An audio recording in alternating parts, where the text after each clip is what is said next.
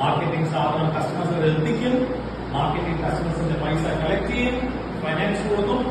അപ്പോഴാണ് ഫൈനാൻസിന്റെ ആ ജോലി അവർ ആരംഭിക്കുന്നത്.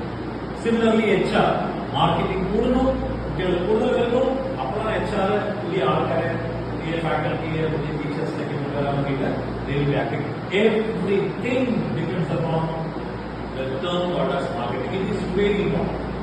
എല്ലാ ഓർഗനൈസേഷൻസിനും എവിടെ പോയാലും every plan, ഒരു ബിസിനസ് പ്ലാൻ ഉണ്ടാക്കണമെങ്കിൽ that business plan revolves around marketing.